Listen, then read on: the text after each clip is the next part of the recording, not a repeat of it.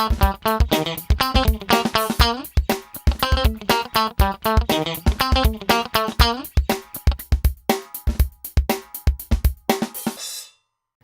and welcome to another episode of 15 Minutes of. I'm your host, Sonya Barrett, and joining me today is former SGA President Emma Velez, here to talk about some events that have happened recently here at OCU in the Student Government Association. So thanks for joining us today, yes, Emma. Happy to be here. It's good having you here. And can you just, for the people at home who maybe aren't keeping up with student government and things like that, can you just kind of give us a brief rundown of what has occurred as of late in student government? Yes. Well, after the general elections, we had spring break and we came back, and I had about a week to kind of gather my thoughts and really kind of start planning for the next year. And the second week, I guess, after spring break, on Tuesday, I was informed that I was being called before the steering committee of the Student Senate. I was emailed kind of a bullet-pointed list of things to come prepared to speak about. And it referenced the articles of removement from office, and the email that I received from Vice President Cook stated that at that point, after I had given my defense in the hearing, that it would be decided by the steering committee whether or not to move forward with the articles of impeachment. And so I did my best and brought a lot of documentation and spoke, freely about all of the things that they wanted to hear about.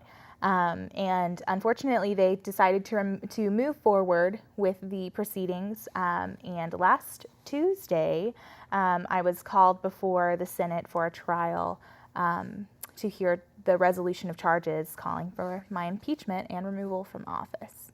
And unfortunately, that was passed. And that has been passed, like you said. So going through that whole process, I mean, I know it's been a long journey. Can you just kind of tell us how that made you feel? I know that you have had a lot of loyal supporters at OCU, and kind of just what was that like for you as a student and as president, and this was your second term? Right. Well, I felt that it was, well, one, it kind of shocked me, honestly. I certainly wasn't expecting it. It wasn't something I was prepared for in any way.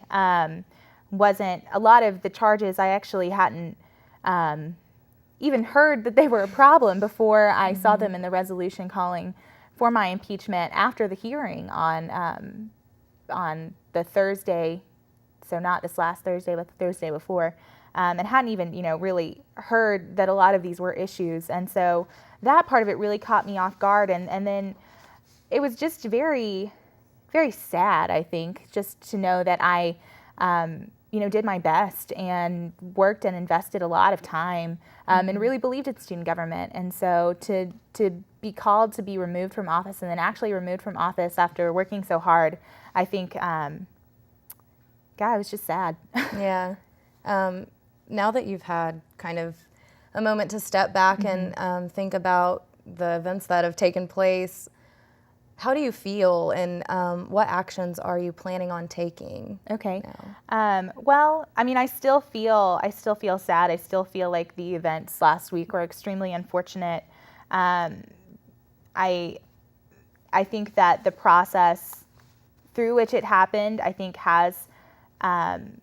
is flawed in many ways. I think that it could certainly be repaired, and I am actually planning as of tonight to send an appeal to the student court about the process, procedurally, what happened, if nothing else, just to get a ruling from the court about how an impeachment trial should proceed, because in our Constitution, it's very ambiguous and unclear, I think, in a lot of ways, and leaves a lot up to interpretation. And it's really not the Senate's job constitutionally to decide and interpret the Constitution. It's really the court's job, and that's kind of the beauty of judicial review. And so, my hope would be that in the appeal that they would, there were some issues. There was an issue of double jeopardy as far as electoral misconduct that was cited in the resolution that I was acquitted of, because my election itself was contested, and I was acquitted of that charge. And And so just some things like that, as well as some other procedural issues that I would really like to see cleared up and have the court make a ruling so that a precedent can be set in the future so that kind of what happened to me won't happen to another student.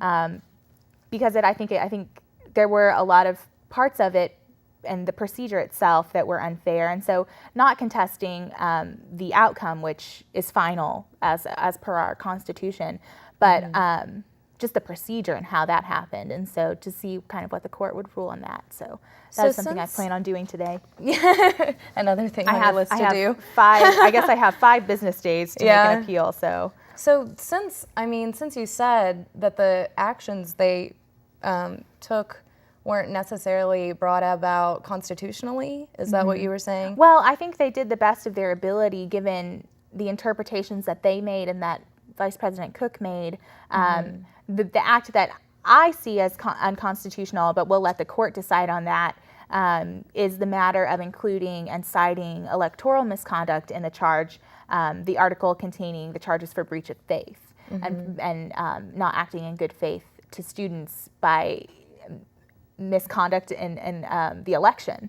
And that was actually ruled on and decided on by the court already. And so I feel like that was a little bit of a breach. There is a section in our Constitution that does talk about double jeopardy, and so that is something that I think is kind of wrong. So what would you say about the other things that you were accused of at the trial, misuse of funds and dereliction of duty? I think were the other two, along with breach of faith. Well, I would just say to the misuse of funds, anyone who has spoken to me and when I was, the student body president, or spoken to members of my cabinet, or my 2 vice presidents, I would even say, would know that end in the black was our motto, and that we were able to balance the SGA's budget. We were able to eliminate a deficit. We were able to give back over $100,000 to directly support students and student organizations through all branches of student government. And, that was deeply hurtful to be accused of mishandling the funds that students pay and that we are trusted with. And so, there were 3 big items that they talked about as far as misuse of funds, and one was the powwow donation that I authorized for the powwow that the Native American students put on, the Native American Student Organization puts on, and that actually occurred this weekend, and I was able to go. And I just really wish that what they cited in the resolution was that was one, that it was putting preference over one student organization over others, and 2, that it was done during the general election, and so I was trying to buy votes. And there are really only 18 members of Native American Student Society, and so wasn't that large of a pool, and it was never in any of my election or my campaign materials. And so while it did happen during the time of formal campaigning, it was never my intention to use that to sway voters in any way. For me, with the powwow, it's so much bigger than one student organization. It's something that brings tribes together from all across the state and all across the nation, really, and members of the community. It's huge, and it would have been even bigger had we not had all the weather things that we had this weekend. And so just to be able to support that and to be able to support the ties that Oklahoma City University has historically had with our Native American Native American culture and societies and tribes, as well as our state's connections. And so that was really my intention by giving that donation, to support those ideas and not preference one student organization over another. Another was concerning a matter of salaries and a surplus. And actually, I received an email today. One of the big problems that they had was that I told certain members of the executive cabinet that they would be eligible for 10 hours a week working. And so in telling them that and having that approved in our budget and telling them that, we had to budget accordingly, that people would record the amount of hours that they were eligible to receive. And a lot of people did not end up claiming all the hours they were eligible for. And so we had a surplus in our budget of about $10,000 that was unexpected. And so what we ended up doing was, or what one of the charges that was cited was that the university was going to then absorb those funds, and that was a loss to students, and that was inappropriate of me to over budget in that fashion. And 1, those events were unforeseen, and 2, that that's not actually the way that it occurs. I got an email from Raina Askins today saying that the university, and this is more detailed than you probably want to know, but the university writes those off as an expense and it stays in our organizational account. So that it was money that students will be able to benefit from in the future. Anyway, okay. Well, we're going to hear more about this when we get back from a commercial break. Okay. So stay tuned here on 15 Minutes Of, and we'll be right back with more from Emma Velez.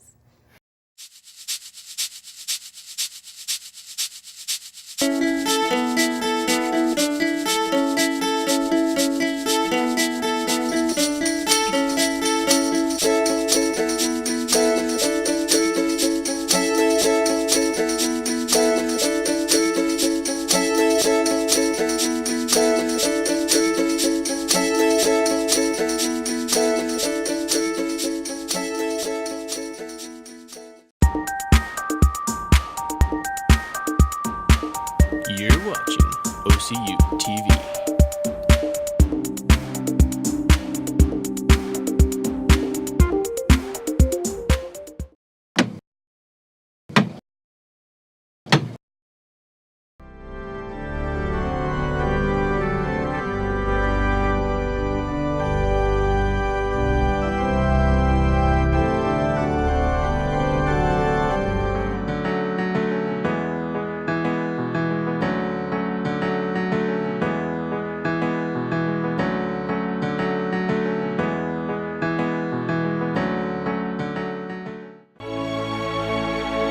You're watching OCU-TV.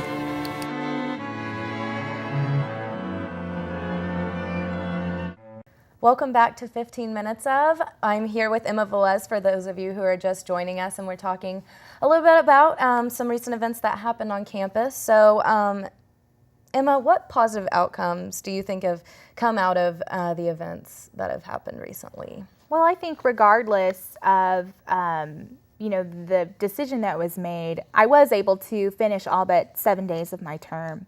And so we were able to do a lot of positive things for students. We made a lot of headway on the university district, and everyone just saw the wonderful success of One Give OKC, where we partnered with local businesses on 23rd Street. Being able to make those personal connections, and I think ultimately from this, I really learned the value of communication internally with the people that you lead. And I think that is one thing I would fault myself for is I missed 3 of the 8 Senate meetings I was supposed to go speak at. And I think those 3 could have really made a difference in the way people felt internally to our organization. And just it's just been a great experience, and regardless, while the decision makes me very sad, and I'm sad that I won't be able to serve another term to serve students at OCU, I feel that I'm happy I was able to do so for about the span of a year, and did my best to work to uphold the mission and goals of OCU and Student Government Association at OCU. And I know that there are a lot of people that agree that you've been doing a great job, and so with that, being such a great leader for a lot of people in our school, what do you plan to do as not being president anymore? Well, I mean, it still has only been, not even a week yet, and so I'm still kind of trying to figure it out. I know I'll be an RA in Cokesbury next year, and so that's certainly something I'll be doing. I just finished my capstone last week as well, and so y'all be happy to know I made it 96 on that. It was very exciting. But just to continue to be a member of the community at OCU, and I plan to graduate in December now. I think that that's something that's in the cards for me as well. So we'll see. I'll be very close to starting my real grown-up life. It's coming up soon. Well, we really appreciate you coming on the show today and talking a little bit more about that. I know it's kind of a tough subject, but we really enjoyed having you here. Thank you for giving me the chance. And appreciate everything you've done for the university, so thank you. Thanks, Sonya. And thank you guys for joining us today on 15 Minutes Of. Hope to see you next time. Until then, I'm your host, Sonya Barrett, and stay tuned for more on what's happening on and around your OCU campus.